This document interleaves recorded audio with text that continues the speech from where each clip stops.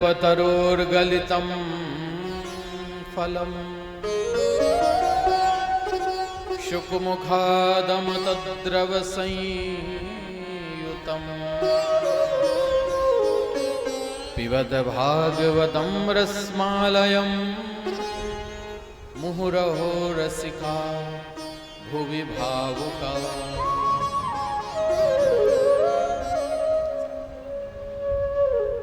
इतना अच्छा विश्लेषण कर रहे हैं व्यास। भागवत क्या है?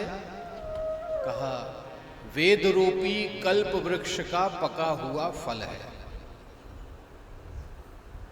कल्प वृक्ष जानते हैं ना आप लोग, सुना होगा कल्प वृक्ष के बारे में। देवताओं के पास एक वृक्ष है, ऐसी कल्पना की जाती है कि देवताओं के पास एक ऐसा वृक्ष है कि उस वृक्ष के नीचे बैठकर मन में जिस प्रकार की कामना करें, इच्छा करें, वो सब पूरी हो जाती है। ये देवताओं के पास कुछ ऐसी वस्तुएं हैं। तो कल्प वृक्ष एक ऐसा वृक्ष है कि उस वृक्ष के नीचे बैठ जाइए, मन में जो सोचिए सो पूरा हो जाता है। पर अब दो कारण हो सकते हैं। या तो एक ऐसा व्यक्ति जिसे कल्प वृक्ष की महिमा नहीं मालूम कि ये कल्प वृक्ष है, और वो उस वृक्ष के नीचे बैठ जाए, तो क्या उस वृक्ष की महिमा के अनुकूल उसको फल मिलेगा? नहीं मिलेगा। और या फिर जो कल्प वृक्ष नहीं है, उस वृक्ष के नीचे बैठकर अनेक प्रकार की कामनाएं करें, तो क्या कामना पूरी होंगी? दोनों बातें हैं। तो ये भागवत कल्प वृक्ष है। अब इस कल्प वृक्ष के नीचे बैठकर इसकी महिमा को नहीं जाना, तो क्या इसके अनुकूल फल जीवन में प्राप्त होगा? एक पथिक था, तो पैदल अपने ससुराल जा रहा था।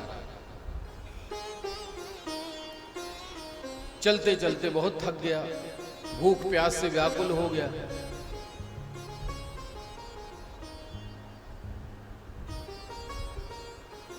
चला नहीं जा रहा था, एक पेड़ के नीचे बैठ गया।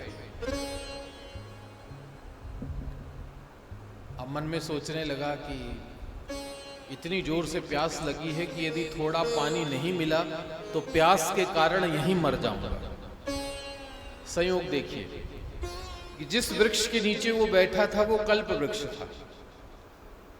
कल्प वृक्ष के नीचे बैठकर उसने कामना की कि थोड़ा सा कहीं से पानी मिल जाए तो प्राण बच जाएंगे। बस उसने सोचा ही था कि बढ़िया चांदी के जग और गिलास पानी भर करके उसके सामने प्रकट हो गए। अब इतनी प्यास लगी थी कि कुछ सोचा ही नहीं कि कहाँ से पानी आया। उठाया, 2-4 गिलास पानी पिया, प्राण तो बचे, थोड़ा स्वस्थ हुआ। अच्छा लगा कि चलो प्राण तो बच गए, लेकिन अभी भी आगे पैदल चलने की क्षमता नहीं है, शरीर बहुत थक गया है। थोड़ा सा कुछ खाने वाने को मिल जाता तो शरीर को कुछ ऊर्जा मिल जाती तो आगे चलता। अब सोचना ही था कि कुछ भोजन मिल जाए बढ़िया। कल्प वृक्ष के नीचे बैठा, क्या कमी है? बढ़िया चांदी के थाल में 56 भोग प्रकट हो गए सामने। बस आओ देखा ना ताओ, इतना सुंदर भोजन मिला तो बढ़िया भोजन पेट भर किया। अब प्यास भी मिट गई, पानी भी मिल गया, भोजन भी मिल गया, थका तो था ही, पेड़ की बढ़िया छाया भी मिल रही थी, ठंडी हवा चल रही थी। उसने सोचा पेट वेट तो भर गया, सब ठीक है, कहीं से थोड़ा यदि बिस्तर विस्तर मिल जाता तो 1 आध घंटा सो लेते।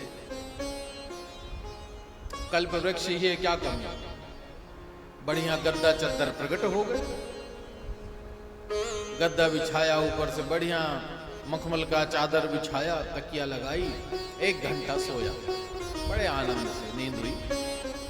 1 घंटे बाद जब उठा एकदम स्वस्थ था, प्यास भी मिट गई, भूख भी मिट गई, थकान भी मिट गई। अब बुद्धि थोड़ा स्वस्थ हुई, तब सोचने लगा कि इस घनघोर वन में बैठा हूं, आसपास कोई दिखाई नहीं देता, पर मन में जो सोचता हूं वो मिल कैसे रहा? क्या मालूम कि कल्प वृक्ष है। अभी तक नहीं सोचा था, जब पानी पी रहा था तब नहीं सोचा, जब भोजन किया तब नहीं सोचा, जब बिस्तर मिला तो नहीं सोचा, जब सब कामना पूरी हो गई तब सोच रहा है कि आखिर ये सब आ कहां से रहा है। तब उसके मन में आया कि मैंने सुना है कि वन में पेड़ों में बड़े बड़े भूत प्रेत चुड़ैल इत्यादि के रहते हैं, कहीं ये तो नहीं है। अब उसने सोचा ही था कि भूत प्रेत तो नहीं है, तो कल्प वृक्ष के पास कोई कमी नहीं है, भोजन दे सकता है तो भूत प्रेत भी दे सकता। प्रकट हो गए भूत प्रेत, जो सोचोगे सो मिलेगा। भूत प्रेत सोचे तो भूत प्रेत प्रकट हो गए, नाचने लगे उसके सामने। ऐसा भयंकर भूत प्रेतों का रूप देखकर अब मन में इतना भय आया, उसने सोचा कहीं ऐसा तो नहीं कि भूत प्रेतों के कारण मेरी मृत्यु तो नहीं हो जाएगी। तो सोचा ही था, कल्प वृक्ष के नीचे जो बैठ के सोचोगे मिलेगा, वहीं तत्काल मर गया। सोचिए, बैठा था कल्प वृक्ष के नीचे, अमर हो सकता था, लेकिन मृत्यु के बारे में सोचा तो मिल गई मृत्यु। ये कथा वो अमृत है, उस वेद रूपी कल्प वृक्ष का ये पका हुआ फल है। जिस वृक्ष के नीचे बैठकर सारी मनोकामना पूर्ण हो जाती हैं, उस वृक्ष का फल है ये भागवत।